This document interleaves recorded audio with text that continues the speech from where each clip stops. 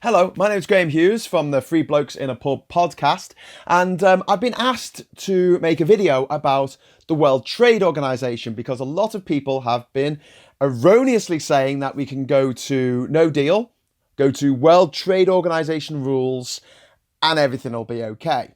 So, what I want this video to be is a bit of an explosion of these myths about the WTO.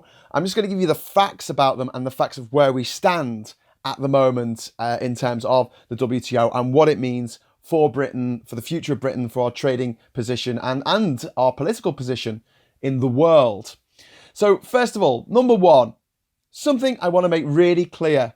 Nobody trades on World Trade Organization rules alone. You've got to understand that the World Trade Organization rules are a base minimum. They're like the least you can do. They're like the Geneva Convention on Weapons after the Second World War. It was agreed not to use lasers and gas to kill people, but you can still use cluster bombs and landmines, I suppose. So basically, it's not a foundation for trading in any terms of deals. It's just to make sure that no one can take the mickey too much. You can't, for instance, if you're importing cheese from the United Kingdom into your country, you can't just slap on a 400% tariff on all British cheese because that would be against the World Trade Organization maximum tariffs that you're allowed to set. So, first of all, let me just say as well about this that the UK, some people have said that the UK won't be able to be part of the WTO. It will have to reapply for membership. That's not true. There's 146 members of the WTO. Britain is a member in its own right. It was a member back in the days when it was GATT. It was invented in the 40s. In the 1990s, it became the WTO. Essentially, it's a club where people get together and say, let's work on deals. And this is the thing, if we leave without a deal with the EU, then all of our deals with the rest of the world as well, they also stop. And this will be absolutely crippling for the United Kingdom, because what will happen is we will put in our schedule of tariffs into the WTO, as we're allowed to do, and then any of the other members can object to them, and it can take years and years and years for a schedule to be ratified. In fact, ratification, I think for the Russians took about 18 years, so it can take a long time, and that's just for your basics. But let's go on to what tariffs actually are. Okay, so number two, tariffs do not go both ways. There are things called tariffs. They are taxes on things that you buy from other countries. So if I want to buy some dairy product from China, the British government might put on a tariff on that, might put a tax on that, because they don't want me to buy dairy products from China. They want me to buy dairy products from the local farmer down the road to keep the local farmer in business. This is why tariffs exist. It's all protectionism of your own industry. You have tariffs on cars, you have tariffs on electronic goods, you have tariffs on all kinds of stuff. The whole point of the WTO existing is so we have deals on these tariffs. But when we talk about going to WTO bare bones minimum factory reset, we're essentially saying we are going to set the maximum possible tariffs under the World Trade Organization rules. For instance, on Welsh lamb, those maximum tariffs are 40%. And as 90% of Welsh lamb is exported, that's just going to decimate Welsh farming. But worse than decimate, it'll just crush Welsh farming for lamb farming, because sheep exists in other countries. It's not like they have the monopoly on lambs existing. The tariff on cars and car parts, for instance, is 9.8%. So if you make a car in the UK and you try and sell it to someone in France or Germany or whatever, they're going to have to pay an extra 10% on it if we leave without a deal, because it'll just revert back to the maximum. Then we have to start negotiating, getting that deal back down to what it is at the moment, which is zero. And this is one of the main things that I just want to keep reiterating when we talk about the WTO and talk about no deal. WTO deal, there's no such thing. It's not a deal. It's like if you go to DFS and you pay full price for a sofa, that's not really a deal, is it? You're paying full price for it. In fact, you're probably paying more than you should. You can get a better deal elsewhere. That's why it's called a deal. If you get 10% off, that's a deal. Just paying full price for something isn't really a deal. It's a trade, I guess, of sorts. And don't get me wrong, trade isn't going to stop because we leave the European Union. Of course, it'll continue. We still need stuff, and people might still want to buy our things. But it's going to cost them a lot more to buy our stuff in future because we're going to WTO rules. So if you're a farmer, if you work in the agriculture industry, if you work in the car industry, if you work making airplane parts, your entire industry is going to be subject to an extra layer of taxation for the end customer in another country. And so this is where we kind of really hit the nub of what going to WTO rules means. It means putting trade sanctions on ourselves. So what normally happens with trade sanctions is a country like Iran or North Korea or Russia is naughty, and so the other countries slap on these sanctions. And what a sanction is if I want to buy oil from Iran, I have to pay, as a British person living in Britain, I have to pay an extra 50% or 500% or 5,000% tariff on that oil. So I'll buy the oil elsewhere, and that will cripple the economy of Iran and hopefully get them to fall in line. That's how sanctions work. We're doing that to ourselves, which is incredibly stupid and dangerous, especially as Donald Trump has said that he doesn't really like the WTO existing. If the US pull out of the WTO, then there's no max ceiling on those tariffs. Any country could, because we've got no deals with them already in place. You don't need the WTO to exist in order for those deals between, the EU and Japan, or the EU and Canada, or whoever. We don't need the WTO to exist for those deals to still remain. But if we've got no deals, then there's nothing stopping those former members of the WTO, if it doesn't exist anymore, from charging any tariffs they like. And this is the point that I made a little bit earlier about tariffs not going both ways. We might decide that we need more food, which is possible in a no-deal situation. We only grow and produce enough food for about 50% of our needs. At a push, we could maybe get 70-75% from if we changed our farming practices and did really busted a gut to try and feed everyone. But still, you're left with 15 million people who wouldn't have access to enough food, enough nutrition. So we have to import. We might decide to make it so corn from America, we'll put the tariff down to 0 because we need more corn. We need more cornstarch. We need more, whatever we make with corn. We need more wheat. We need more oats, whatever. If we do that for America, we have to do that for everybody else. And it also takes away our ability to negotiate, because we go to America, hey, we want to do a trade deal. And they're like, well, okay, what are you going to do? And we say, well, we'll reduce our tariffs to 0 on this particular product. And we say, well, it's already at 0. What have you got? Don't forget, people don't make trade deals because they want to buy things off you. They make trade deals because they want to sell you stuff. And this is something that I think a lot of people in Britain haven't quite got their head around. First of all, Britain doesn't have that much money comparatively. That much money? Sorry, it does have money. It doesn't have that much in the way of natural resources. That's the one. Since 1999, we've been a net importer of oil. And we don't have any gold, we don't have any diamonds, we don't have any coltan, we don't have any of these minerals that you need, we don't have any iron ore, so we can't make our own steel, for instance. Well, we do have iron ore, but it's really low grade. We do have coal, but it's really hard to get to because it's split seam coal mines. There's only about a handful of coal mines left in the UK. So when it comes to things like natural resources, Britain is relatively poor. The reason why the WTO exists and why GATT existed in the first place is because the distribution of natural resources isn't even around the world. Some countries have got more oil, some countries have got more iron, some countries have got more something else, bananas, which we can't grow here. And the idea was that if you have a country that is, trading with the rest of the world, you can say, listen, I can make this thing that you can't make. So tell you what, you make the tariffs 0 on this thing that I'm selling you, and the thing that we can't make, like bananas, we'll make the tariff 0 on that. It sounds very straightforward, but when you get down to all the different commodities you have to do this with, it gets very complex. And here's the problem.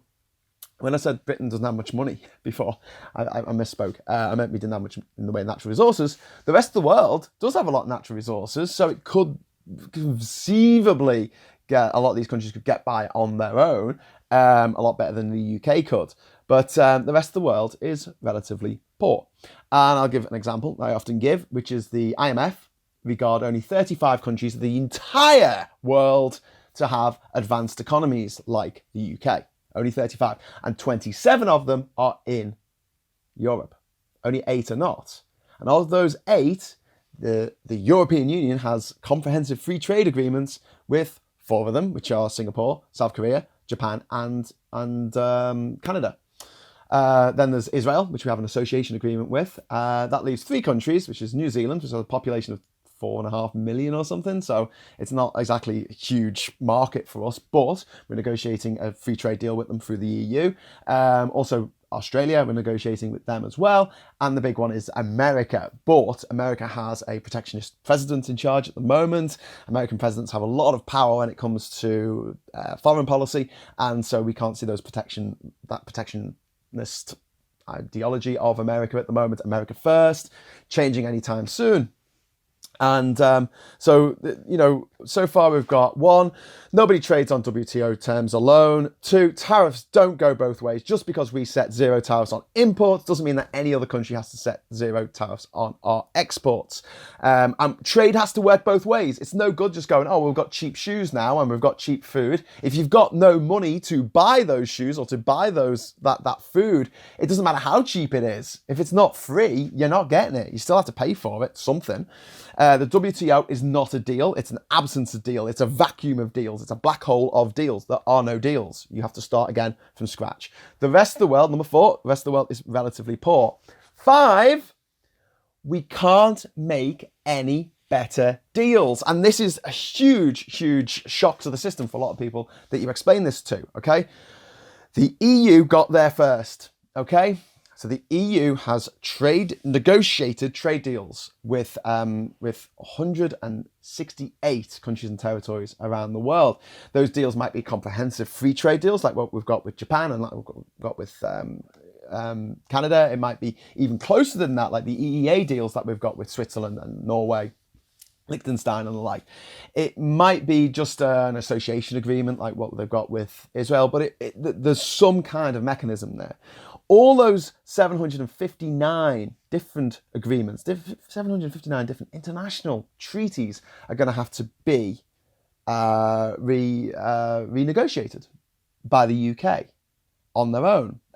But not on their own, because if we are talking to the islands of Tuvalu in the Pacific Ocean, talk about fishing rights with them to replicate the fishing rights deal that we've got with them through the EU, presumably.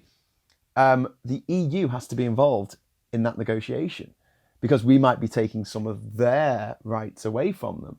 So whatever trade deal we do that are replicating the trade deals that we've already got, we've got to get the EU involved because they also include quotas. And what quotas are is a percentage of the entire, not a percentage, actually, it's usually a big figure. It's usually like 500,000 tons of New Zealand lamb is allowed to come into the UK. Into the EU at the moment. And if the UK wants a bit of that tariff, they're going to have to negotiate with the EU of like, well, how much does the EU want and how much does the UK want? Otherwise, we'll be in a situation where New Zealand says, well, listen, guys, what we'll do is we'll just sell to the EU and we'll get the money off them and then they can resell it to the UK. No skin off our nose because, once we've paid, we've already got the tariff. We've also got the quota in place. We can sell X amount. So we'll sell that all 100% of it to the EU, and then they can resell it because they don't particularly want to eat it themselves, maybe. I don't know. But the fact is that the EU get a say on it. Now, with the bigger deals like the Canada deal, the CETA deal, and with the Japan deal, as part of the deal with the EU, it says you can't give a better deal to anybody else. Can't happen. If they do give us a better deal than the EU's got, that country has to give the EU a better deal than it's already given. So it's not very likely. I mean, these people aren't standing around holding hands singing Kumbaya. They're international trade negotiators. They're like sharks. They're ready to eat the little fish like we will be on our own, swimming in the sea, looking very, very vulnerable. So, number 6, the point I want to make is the WTO is not democratic. One of the things that people say a lot about the EU is it's not democratic, which is very strange, as we've got over 70 MEPs that are directly elected by us, and we've got a representative who's a commissioner, and any laws, major laws that go through that are important have to be checked by our parliament and by our country, and we have to say okay to it. We have a veto over anything important. So if they wanted to make an EU army, or they wanted Turkey to join, or whatever, we can say no unilaterally, and it won't happen. Okay? So we've got the situation now where we're going, okay, well, we don't want that. We don't want that power. We want to go to the WTO rules instead. And then we'll have one representative in 146. One. That's it. And I'll give you an example of why this might be a bit of a nightmare. A bit of a nightmare. There's something called the Government Procurement Agreement, GPA. Look it up. And at the moment, it covers 46 countries. And it's it's been negotiated in the WTO. It's got nothing to do with the EU, except that we are a member of it through the EU. We joined as part of an EU group in the 90s. And what the Government Procurement Agreement does is it sets it sets up this thing where our British companies can bid for a tender on American government contracts. So it might be to build an airbase, or build a freeway, or build a submarine base, or whatever, these big infrastructure projects. The actual market itself is worth $1.7 trillion. 1.7 trillion. That's like over 1,500 times bigger than our fishing fleet combined. So it's worth a lot. That market is particularly worth a lot of money to Britain and to our defence industry, which is very big in the UK. Basically, our re-entry to the GPA has to be ratified by all 45 other members. And Moldova's said no. Moldova. You know, Moldova! On the border with Ukraine and Romania. You know the one, Moldova. No? Just me? Okay. Right, there's a country called Moldova. It's not part of the EU, but it's part of Europe. And it's part of the GPA, which means that it has a complete veto on other members joining the GPA. And they are blocking us. Why are they blocking us? Because we denied one of their government ministers who was coming over to speak to the UK about future trade last year. We denied her a visa. We have given the power to decide whether we are part of a $1.7 trillion market to Moldova. We've also given the power to help, in the negotiations or hinder negotiations to all of the 759 existing treaties that the EU has that we're trying to replicate. We're given power over that process, not just to the countries we're going to be negotiating with, but also with the EU. And when I said earlier that we can stay a member of the WTO and that's fine because we were an original member of GATT, doesn't mean they have to take on board our schedule of tariffs. And it only takes one member to say, hey, we're not happy about this. In fact, they don't even have to say they're not happy about it. They don't even have to say why. They just send an email to the Director General or whatever of the WTO and say, we need more time to think about this. And Argentina can do that. Spain can do that. Egypt can do that. Zimbabwe. Anyone who's a member of the WTO can do that and hold up our tariffs from being ratified. So it's not very democratic in the way that we had democracy, and we are going to be surrendering so much sovereignty. Imagine surrendering the sovereignty of our entire fishing fleet to Moldova. Then times that by 1,000. That is what is happening if we go to WTO rules, okay? No deal means no deals. Number 7, Everybody is going to sue us. I hope you remember a few years ago there was a TIPP, was it? The deal between the EU and the US. And this went back and forwards. And then one of the big sticking points was the fact that American companies would be able to sue the British government if the British government violated the agreement in some way. This is a bit of a worry because we don't want private companies like Facebook taking the British government to court. Fair enough. However, there are thousands of foreign companies that have invested in the UK over the last 40 years. And they've invested over £1 trillion in the UK because it's the gateway to Europe. And suddenly we're changing the rules and their profits are going to be hit by this. Like I said earlier, if you're selling a car that's been made in Sunderland to someone in France, next year, if we go to WTO rules, it's going to cost 10% more. So the customer's going to buy a different car. So Nissan is going to see their profits going down. You see? Then what they can do, although they can't, I don't think, sue the government directly, they can go to the government of Japan and say, hey, we had this agreement with the UK and they said they'll let us, have a tax break for a few years, but we had to build a factory in this deprived area and provide jobs and blah, blah, blah, income and regenerate the economy of Sunderland or Halewood or Ellesmere Port or wherever. The government has signed that, and as part of the deal, of this sort of bilateral investment treaty, it says we are not going to do anything consciously to damage the profits of your business. And we're doing that. We know we're doing it because everyone's saying this is what's going to happen. Theresa May's deal, she keeps saying, it's either this or no deal. And it's like, well, we're trying to mitigate the worst effects. It's not like any of this is going to be good. Theresa May's deal's no good, but it's like, we know it's going to be bad. We just don't want it to be too bad. And this brings me to the final point of all this. So just going down the tick list of WTO facts. Nobody trades on WTO rules alone. Tariffs do not go both ways. WTO is not a deal. The rest of the world is relatively poor. I want to just stop on that fact, actually, because I keep making this point. You put all the countries together in Africa, 54 countries in Africa, you put them all together and add up the GDP. Go and do it on Google right now. The GDP of all 54 countries in Africa comes to about half the GDP of France or Germany. Half. The GDP of the 48 poorest countries of the Commonwealth, there's only 52 countries in the Commonwealth, so just take 4 out, that's India, the UK, Canada and Australia, take them out. All the ones you're left with, all the 48, put them together, add up the GDP. Less than the United Kingdom. Less than France's. Less than Germany's. So here we go. Number 5, we can't make any better deals. We can't. The EU's got the best deals because they were there first. The WTO is not democratic in any way, shape or form. If you think the EU is not democratic, you ain't seen nothing yet. Number 7, everyone is going to sue us. And number 8, this is the most important thing.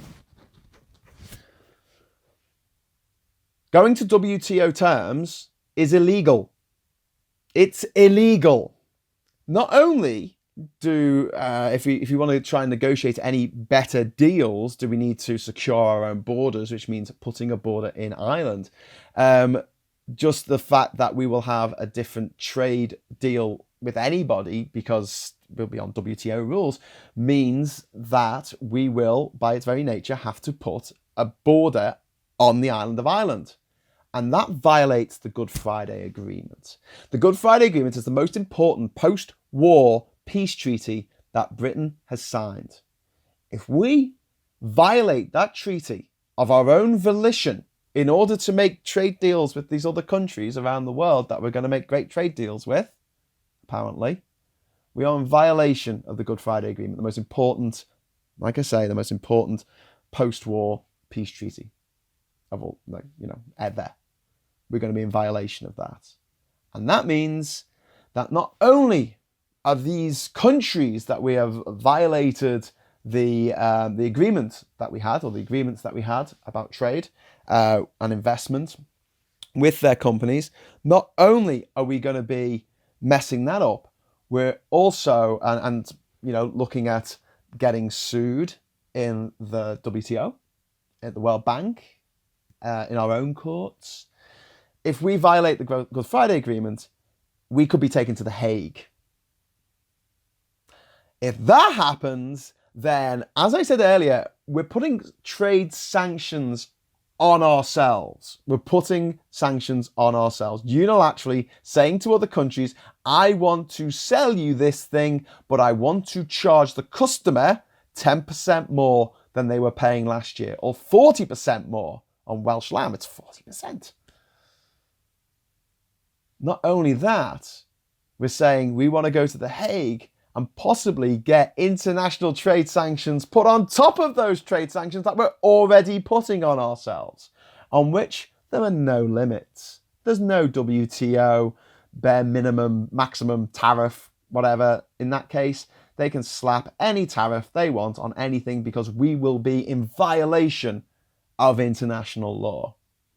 So when people say that no deal, no problem, they really, really don't know what they're talking about. Anything that we do now, short of staying in the EU, will be absolutely catastrophic for the British people for the next 3 generations.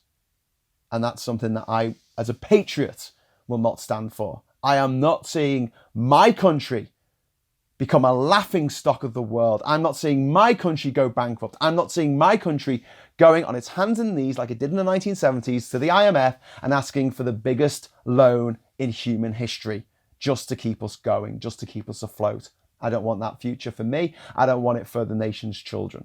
And I will keep fighting. So come at me. Come on. In the comments, let's have a fight. Just say, oh no, Graham, you're not right, because if we do go to WTO rules, it'll mean that we're free to trade with Zimbabwe or something. All right? And I'll tell you exactly why you're wrong. Good luck.